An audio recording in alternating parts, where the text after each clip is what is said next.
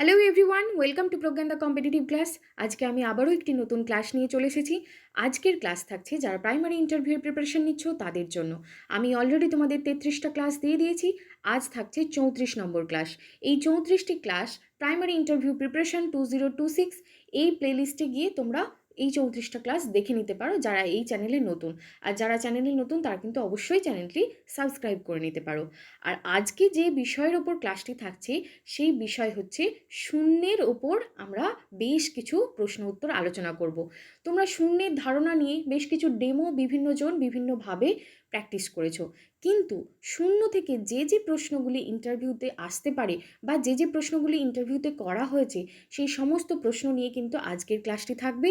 তোমাদের শূন্য বিষয়ের ওপর যে যে কনফিউশন থাকে, যেমন শূন্য কি জোড় সংখ্যা না বিজোড় সংখ্যা, শূন্য মৌলিক না যৌগিক, শূন্য মূলদ না অমূলদ, শূন্য কি স্বাভাবিক সংখ্যা না পূর্ণ সংখ্যা, এই যে ধরনের প্রশ্নগুলি নিয়ে প্রত্যেকের কিছু না কিছু কনফিউশন থাকে, সেই সব প্রশ্নের উত্তর কিন্তু আজকের ক্লাসে তোমরা পাবে। তাহলে চলো আজকের ক্লাস শুরু করা যাক। আজকের ক্লাসের প্রথম প্রশ্ন হচ্ছে, শূন্যের ধারণা প্রথম কে দিয়েছিলেন? তাহলে ভারতীয় গণিতবিদ আর্যভট্ট প্রথম শূন্যের ধারণা দিয়েছিলেন। এইবার ভারতীয় আরেক গণিতবিদ ব্রহ্মগুপ্ত, তিনি প্রথম শূন্যের সংজ্ঞা ও গাণিতিক নিয়মাবলী প্রবর্তন করেছিলেন। তাহলে শূন্যের কনসেপ্ট দিয়েছিলেন আর্যভট্ট এবং ব্রহ্মগুপ্ত শূন্যের সংজ্ঞা এবং গাণিতিক নিয়মাবলী সেগুলো কিন্তু প্রবর্তন করেছিলেন। ঠিক আছে, পরবর্তী প্রশ্ন হচ্ছে, শূন্য কি স্বাভাবিক সংখ্যা, অর্থাৎ শূন্য কি ন্যাচারাল নাম্বার? না, উত্তর হচ্ছে শূন্য ন্যাচারাল নাম্বার বা স্বাভাবিক সংখ্যা নয়। শূন্য তাহলে কি ধরনের সংখ্যা আমরা দেখব, তার আগে দেখে নিই যে স্বাভাবিক সংখ্যা কোন সংখ্যাগুলোকে বলছি। না, স্বাভাবিক সংখ্যা হলো গণনার সংখ্যা, যা 1 থেকে শুরু করে অসীম পর্যন্ত চলে। তাহলে 1 2 3 4 5 6 এই যে নাম্বারগুলো সেগুলো হচ্ছে স্বাভাবিক সংখ্যা। তাহলে সব থেকে ছোট স্বাভাবিক সংখ্যা কোনটি? না, উত্তর হচ্ছে 1। ওকে, এবার দেখি শূন্য কী ধরনের সংখ্যা। তাহলে শূন্য দেখো, শূন্য একটি পূর্ণ সংখ্যা বা ইন্টিজার নাম্বার, আর অবশ্যই শূন্য একটি বাস্তব সংখ্যা বা রিয়েল নাম্বার। ঠিক আছে, পরবর্তী প্রশ্ন বলছে, শূন্য কি ধনাত্মক না ঋণাত্মক? তাহলে শূন্য ধনাত্মকও নয় আবার ঋণাত্মকও নয়, অর্থাৎ শূন্য পজিটিভ সংখ্যাও নয় আবার নেগেটিভ সংখ্যাও নয়। তাহলে এটি কি সংখ্যা? না, এটি হচ্ছে একটি নিরপেক্ষ সংখ্যা বা নিউট্রাল নাম্বার। এখানে দেখো, আরেকটা জিনিস বলে দিই যে শূন্যের থেকে বড় সংখ্যাকে আমরা বলি পজিটিভ সংখ্যা বা ধনাত্মক সংখ্যা, আর শূন্যের থেকে ছোট সংখ্যাকে আমরা বলি ঋণাত্মক সংখ্যা। ঠিক আছে, পরবর্তী প্রশ্ন কি বলছে, শূন্য কি জোড় সংখ্যা নাকি বিজোড় সংখ্যা? খুব কনফিউশন হয়ে যায় হঠাৎ করে এই প্রশ্নগুলো করা হলে। তাহলে শূন্য হচ্ছে একটি জোড় সংখ্যা। তাহলে জোড় সংখ্যা কাকে বলে? দেখো, জোড় সংখ্যার সংজ্ঞানুযায়ী কোনো সংখ্যাকে 2 দ্বারা নিঃশেষে বিভাজ্য হলে, কোনো সংখ্যা যদি 2 দ্বারা নিঃশেষে বিভাজ্য হয়, অর্থাৎ যার কোনো ভাগশেষ থাকবে না 2 দিয়ে ভাগ করলে, তাকে আমরা বলছি জোড় সংখ্যা। এইবার যদি শূন্যের ক্ষেত্রে দেখি, শূন্যকে 2 দ্বারা ভাগ করলে ভাগফল শূন্য হয় এবং ভাগশেষ থাকে না, তাই এটি হচ্ছে জোড় সংখ্যা। যেমন দেখো, 0/2 সমান হচ্ছে 0 বা 0/2 ইকুয়ালস টু 0।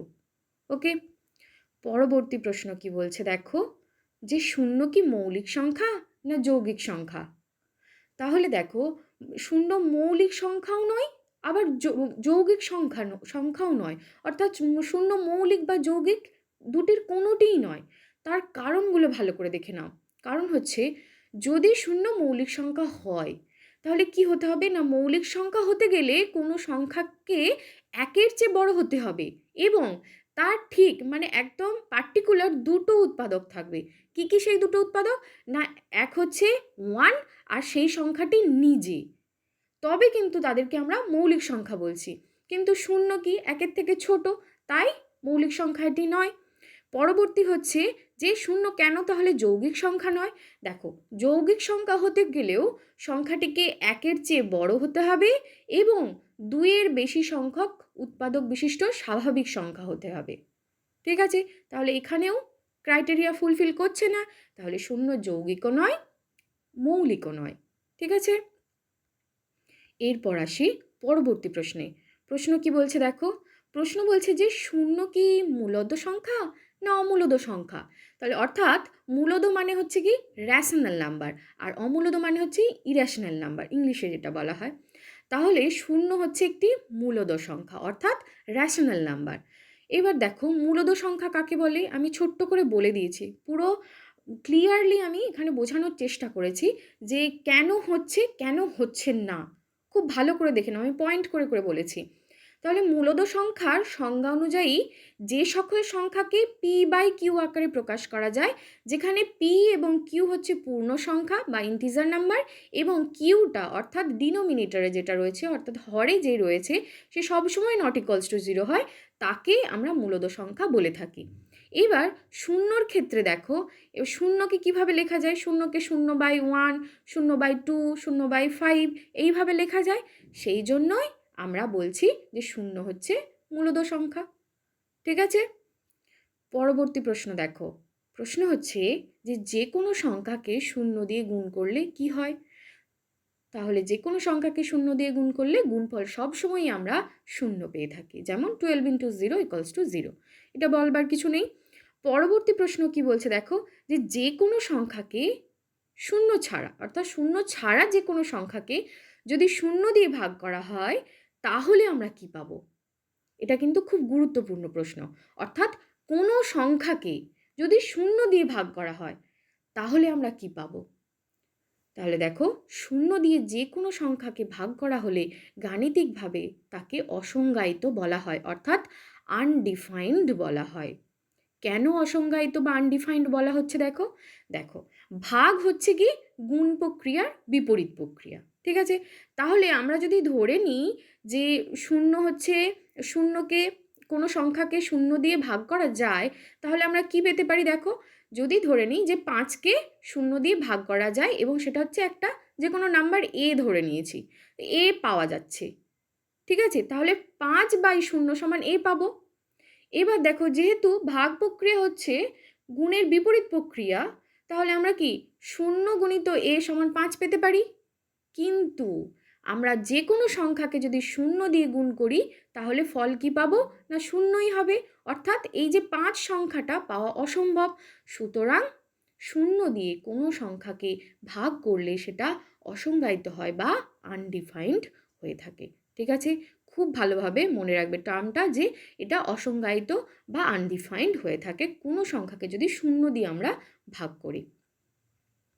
এরপর দেখো যে শূন্যকে শূন্য দিয়ে ভাগ করলে তাহলে কি হবে, এটার টার্মটা কিন্তু আলাদা। শূন্যকে শূন্য দিয়ে ভাগ করলে অনির্ণেয় বলা হয় বা ইনডিটারমিনেট বলা হয়। ঠিক আছে, তাহলে শূন্যকে শূন্য দিয়ে ভাগ করলে সেটা অনির্ণেয় হয়, আর অন্য কোনো সংখ্যা শূন্য ছাড়া যে কোনো সংখ্যাকে যদি শূন্য দিয়ে আমরা ভাগ করি তাকে আমরা বলি অসংজ্ঞায়িত বা আনডিফাইন্ড। ওকে, পরবর্তী প্রশ্ন দেখো, যে শূন্যের কি নিজস্ব মান আছে। এককভাবে শূন্যের কোনো নিজস্ব মান নেই, কিন্তু এটি যদি অন্য সংখ্যার ডান পাশে বসে অর্থাৎ ডানে বসে তাহলে মানের 10 গুণ বৃদ্ধি পায়। যেমন এক থেকে যদি 1-এর পাশে শূন্য বসে যায় তাহলে আমরা 10 পাচ্ছি, যেটা 10 গুণ। ওকে, পরবর্তী দেখো, কোনো সংখ্যার বামে বা ডানে শূন্যের পার্থক্য কি। তাহলে শূন্য কোনো সংখ্যার যেমন 1-এর ডানে বসলে হয় 10 আর বামে বসলে মানের কোনো পরিবর্তন হয় না, অর্থাৎ শুধুমাত্র 0 আর 1 হয়ে যাচ্ছে। ঠিক আছে, পরবর্তী প্রশ্ন কি বলছে দেখো, কোনো সংখ্যার এককের অঙ্কে শূন্য থাকলে সংখ্যাটি কোন কোন সংখ্যা দ্বারা নিশ্চিতভাবে বিভাজ্য হবে।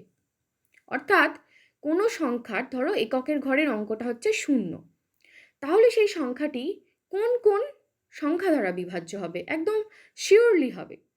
তাহলে দেখো কোন কোন সংখ্যা দ্বারা না, কোনো সংখ্যার এককের অঙ্ক যদি 0 হয় তাহলে সংখ্যাটি নিশ্চিতভাবে 1, 2, 5 এবং 10 দ্বারা অবশ্যই বিভাজ্য হবে। তোমরা চেক করে দেখে নিও। ধরে নাও 50, তাহলে 50 অবশ্যই 1 দ্বারা বিভাজ্য, 2 দ্বারা বিভাজ্য, কারণ 25 × 2 50 হচ্ছে, আবার 5 × 10 50 হচ্ছে, তাহলে 5 দ্বারা এবং 10 দ্বারা, 2 দ্বারা এবং 1 দ্বারা, সকল এই 4টি সংখ্যা দ্বারাই কিন্তু এই যে সমস্ত সংখ্যার এককের ঘরের অঙ্ক 0 সেগুলি অবশ্যই বিভাজ্য হবে। ঠিক আছে, পরবর্তী প্রশ্ন কি বলছে দেখো, যে শূন্যের উৎপাদকের সংখ্যা কতগুলি, অর্থাৎ শূন্যের কতগুলো ফ্যাক্টর আছে। তাহলে শূন্যের ফ্যাক্টরের সংখ্যা কিন্তু অসীম। যেহেতু যে কোনো সংখ্যা দিয়ে শূন্যকে গুণ করলে গুণফল শূন্যই হয়, তাই প্রতিটি স্বাভাবিক সংখ্যায়, অর্থাৎ 1 2 3 করে যত সংখ্যা আমরা পাবো স্বাভাবিক সংখ্যা, সকলেই কিন্তু শূন্যের উৎপাদক। ঠিক আছে, তাহলে যেহেতু স্বাভাবিক সংখ্যা অসীম, তাহলে শূন্যের উৎপাদক সংখ্যাও অসীম। ওকে, পরবর্তী প্রশ্ন দেখো, প্রশ্ন হচ্ছে যে যে কোনো সংখ্যার পাওয়ারে যদি শূন্য থাকে, মানে পাওয়ার তোমরা অনেকেই বোঝো যে সূচক যেটাকে আমরা বলি, পাওয়ারে যদি শূন্য হয় তাহলে তার মান কত হবে। তাহলে যে কোনো সংখ্যার পাওয়ার শূন্য হলে কত হয়, অর্থাৎ তার মানটা কত হবে। তাহলে শূন্য ছাড়া যে কোনো সংখ্যার পাওয়ার বা সূচক যদি শূন্য হয় তার মান 1 হবে, অর্থাৎ a⁴ সমান 1 হবে, যেখানে a নট ইকুয়ালস টু 0। যারা ম্যাথস থেকে ইন্টারভিউ দেবে তাদের জন্য আমি এই প্রশ্নটা বলে দিলাম। উদাহরণস্বরূপ বলা যাচ্ছে যে 2⁵ ইকুয়ালস টু 1, 100⁵ ইকুয়ালস টু 1, কিন্তু 0⁵ অনির্ণেয় বা ইনডিটারমিনেন্ট। ঠিক আছে, তাহলে এই কয়েকটা বিষয় খুব ভালোভাবে মনে রাখবে। সব থেকে ভালোভাবে যেটা মনে রাখবে যে শূন্য কি সংখ্যা, স্বাভাবিক সংখ্যা না পূর্ণ সংখ্যা, শূন্য মূলদ সংখ্যা না অমূলদ সংখ্যা, শূন্য জোড় না বিজোড়, শূন্য মৌলিক না যৌগিক, 0/0 কি হয়, 0/1 কি হয়, বা 1/0 কি হয়। এই যে কনফিউশনগুলো, সেগুলো যেন ক্লিয়ার থাকে। ঠিক আছে, অর্থাৎ কোনো সংখ্যাকে যদি 0 দিয়ে ভাগ করি সেটা কি পাবো, কোনো সংখ্যাকে যদি 0 দিয়ে ভাগ করি সেটা কি পাবো, শূন্যকে 0 দিয়ে ভাগ করলে কি পাবো। এই যে এই ধরনের প্রশ্নগুলো, এগুলো কিন্তু আনসার একবার ভালোভাবে বুঝে নিলে এগুলো আর ভুলবে না। ঠিক আছে, কিন্তু অনেকের এই বিষয়টা নিয়ে কনফিউশন থাকে। তো আজকে আমি এই ক্লাসটা করিয়ে দিলাম। যদি ক্লাস ভালো লাগে অবশ্যই একটি লাইক দিও, আর যারা এই চ্যানেলে নতুন তারা কিন্তু অবশ্যই চ্যানেলটি সাবস্ক্রাইব করে নিও। আর অবশ্যই এই যে 34টা ক্লাসের প্লেলিস্ট করা আছে, তো অবশ্যই তোমরা দেখে নিও। প্রাইমারি ইন্টারভিউ প্রিপারেশন 2026 এই নেম দিয়ে আমি ডিসক্রিপশন বক্সে লিঙ্ক দিয়ে দেবো, অনেকেই খুঁজে পাচ্ছ না, তো অবশ্যই কিন্তু তোমরা পরপর ক্লাসগুলো দেখে নিতে পারো। আর যারা নতুন অবশ্যই কিন্তু চ্যানেলটি সাবস্ক্রাইব করে রেখো। Thank you.